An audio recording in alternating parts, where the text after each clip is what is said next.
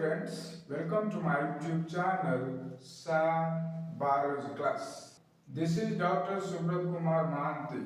Today we will discuss about the differences and similarities between taxonomy and systematics. But before that, will you please consider subscribing my YouTube channel? Your subscription and viewership are often a lot to me. Friends, in several textbooks, the terms taxonomy and systematics are used interchangeably, but this is wrong.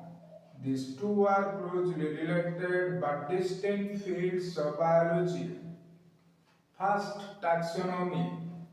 Taxonomy is a branch of biology that deals with the characterization, identification, nomenclature and classification of organisms into distinct hierarchical ranks known as taxonomic categories. The term taxonomy was coined by a scientist, Augustin Pyramus de Candolle, in his famous work Theorie élémentaire de la botanique in 1830. This term is derived from two words. One Greek word taxis, that means arrangement, and the second Latin word nomos, that means law. So taxonomy is the law of arrangement of organisms into different groups based on shared characteristics. These are the core aspects of taxonomy. Number one, characterization. It is the description of the organism or the specimen in terms of its diagnostic characteristics. The characteristics which are used for identification of the organism or groups of organisms are known as diagnostic characteristics, which are specific for specific organisms. After determination of the diagnostic characteristics, next step is identification.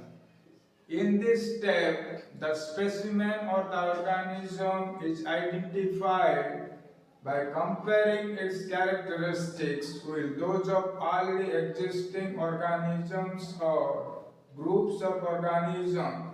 So by comparing the characteristics of an organism with already existing organism or taxonomy groups, we can identify the individual.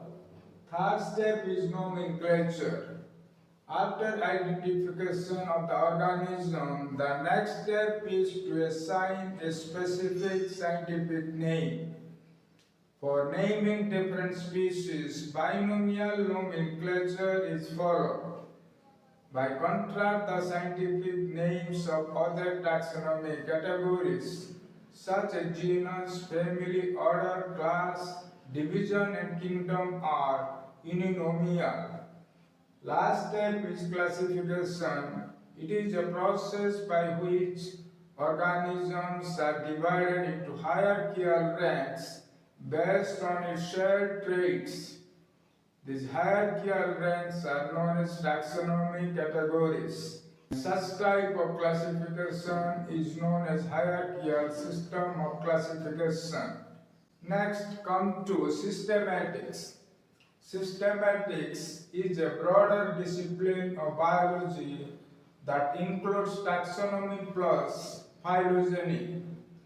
The term systematics was coined by Carlos Linnaeus in his book Systema Nature, which was published in 1735. The term systematics is derived from a Latin word systema, that means systematic arrangement. So systematics is the arrangement of organisms in a systematic way. Systematics is a broader discipline of biology that includes taxonomy plus phylogeny. Previously, we have already discussed about the core aspects such as characterization, identification, nomenclature, and classification. Now the question is, what is phylogeny? It is the study of evolutionary history and relationship among groups of organisms. Phylogeny uses branching diagrams known as phylogenetic trees to infer relationship based on shared characteristics. It also compares DNA, RNA, and protein sequence to measure genetic divergence and also analyzes as how morphology and anatomy of different organisms change over time. In addition to this, phylogeny also takes fossil records into account to show relationship with extinct organisms.